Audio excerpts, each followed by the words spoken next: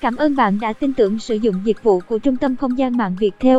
Phó Giám đốc Bệnh viện Đa khoa Hà Tĩnh khẳng định thai chết lưu từ 2 đến 3 ngày, trong khi nữ hộ sinh lại cho hay thời điểm đầu sản nhi ra ngoài vẫn nghe tin thai đập RT-ROAT. Nghe nhầm tin thai với động mạch chiều mùng 2 tháng 7, sau khi có công văn hỏa tốc chỉ đạo làm rõ cái chết của bé sơ sinh với vết đứt trên cổ, ông Phạm Hồng Cường, Phó Giám đốc Bệnh viện Đa khoa huyện Đức Thọ, tỉnh Hà Tĩnh cho biết, đơn vị đang làm báo cáo để gửi Sở Y tế Dịch vụ tổng hợp tiếng nói cung cấp bởi Trung tâm Không gian mạng Viettel. Giọng đọc cung cấp bởi Tập đoàn Công nghiệp Viễn thông Quân đội Viettel. Ông Cường cũng cho hay, dựa vào kết quả chuyên môn ông nắm được thì trẻ sơ sinh này đã chết lưu trước đó khoảng 2 đến 3 ngày. Bạn đang nghe giọng đọc phát hành bởi Trung tâm Không gian mạng Viettel. Trẻ này đã chết lưu vì khi sinh ra da lầy lụa hết ở cổ tay và cổ chân. Giả thiết hai nữ hộ sinh kéo chết do ngạt thì cơ thể trẻ sẽ bị tím, nhưng đây da lại lầy lụa hết ở cổ tay, ông Cường nói. Phó Giám đốc Bệnh viện Đa khoa, điều khiển Đức Thọ khẳng định thai đã chết lưu 2 đến 3 ngày trước. Cũng theo vị Phó Giám đốc này, sở dĩ ekip y bác sĩ trực không phát hiện được là bởi vì trước đó có khả năng đã nghe nhầm tin thai với động mạch bản quyền thuộc về Tập đoàn Công nghiệp Viễn thông Quân đội Viettel. Bạn đang nghe tiếng nói nhân tạo của Trung tâm Không gian mạng Viettel đập 100/110 tin thai như thế là suy chậm rồi đấy. Động mạch và tin thai nó đập giống nhau nên có thể là có nhầm lẫn, ông Cường nói trong buổi làm việc trước đó với báo Người đưa tin. Giọng đọc cung cấp bởi Trung tâm Không gian mạng Viettel. Trong khi Phó Giám đốc Bệnh viện Đa khoa Đức Thọ khẳng định thai đã chết lưu 2 đến 3 ngày trước khi sản phụ Nguyễn Thị Tình vào nhập viện, thì nữ hộ sinh Hoàng Thị Trinh đã từng cho biết, thời điểm đầu sản nhi được đưa ra ngoài cơ thể mẹ, nữ hộ sinh này vẫn nghe tin thai đập RT-ROAT. Cảm ơn bạn đã sử dụng dịch vụ của Trung tâm Không gian mạng Viettel. Những câu trả lời đầy mâu thuẫn nữ hộ sinh Hoàng Thị Trinh từng cho hay trong buổi làm việc trước đó với báo Người đưa tin, quá trình vào trợ sinh, sản phụ Tình được thăm khám, nghe tin thai 3 lần.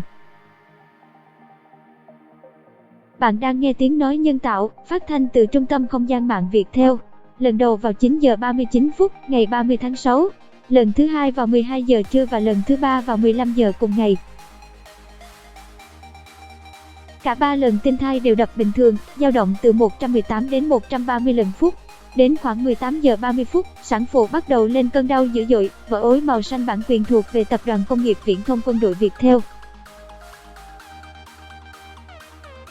Hộ sinh Trinh gọi bác sĩ Quyền lên, sau đó sản phụ Tình được đưa lên bàn đẻ. Quá trình này, sản phụ Tình RN đẻ nhưng thai to, chỉ có phần đầu ra ngoài còn phần vai và lưng kéo không ra. Cảm ơn bạn đã tin tưởng sử dụng dịch vụ của Trung tâm Không gian mạng Viettel. Giọng đọc được phát hành bởi Trung tâm Không gian mạng Viettel. Lúc này, tin thai nghe đập RT-ROAT. Chúng tôi đã gọi bác sĩ Đức đến hỗ trợ, sau đó bác sĩ Đức kéo thì phần cổ sản nhi đã bị đứt, hộ sinh Trinh nói. Trưởng khoa sản Nguyễn Minh Đức, hộ sinh Nguyễn Thị Trinh, hộ sinh Trần Thị Định, lần lượt từ phải qua trái. Thế nhưng, sau đó, nữ hộ sinh này lại cho rằng 3 lần khám trước đó đã nghe nhầm tin thai với động mạch, chứ thực tế thai đã chết lưu từ trước. Bạn đang nghe giọng đọc phát hành bởi Trung tâm Không gian mạng Viettel. Còn bác sĩ Nguyễn Minh Đức, trưởng khoa sản bệnh viện này là người trực tiếp kéo đứt cổ sản nhi dài 8 cm phải khâu 8 mũi, cũng phủ nhận trách nhiệm. Lúc này, tôi dùng tay thử kéo thì em bé bị đứt cổ phải khâu 8 mũi nhưng đã tử vong trước khi tôi dùng tay để kéo em bé ra ngoài. Bản quyền thuộc về Tập đoàn Công nghiệp Viễn thông Quân đội Viettel.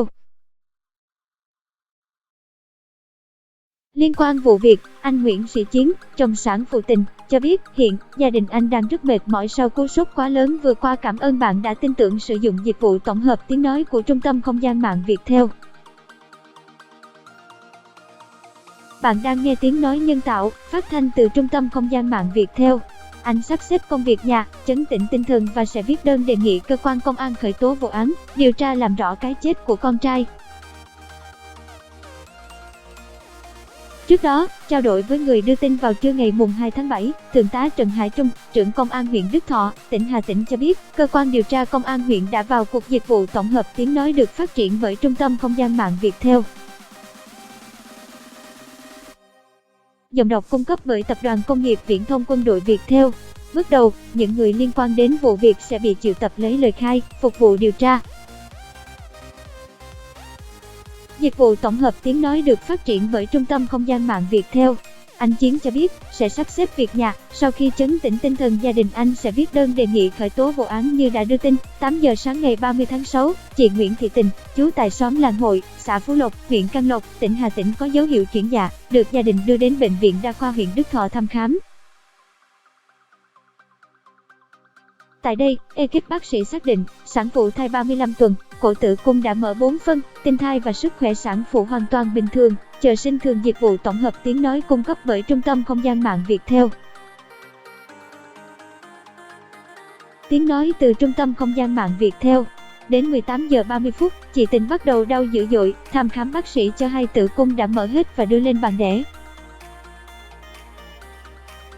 Tuy nhiên, đến 19 giờ 20 phút cùng ngày, anh nhận được thông báo của ekip y bác sĩ là con anh đã tử vong. Dịch vụ tổng hợp tiếng nói được phát triển bởi Trung tâm Không gian mạng Viettel. Dịch vụ tổng hợp tiếng nói được cung cấp bởi Trung tâm Không gian mạng Viettel. Thấy thi thể con được quấn khăn trắng kín cổ, anh Nguyễn Sĩ Chiến, chồng sản phụ Tình, mở ra xem thì phát hiện sản nhi có vết đứt sâu quanh cổ đã được khâu lại. Giọng đọc thuộc bản quyền Trung tâm Không gian mạng Viettel. Theo Ngân Hạ, Hoàng Kim, người đưa tin.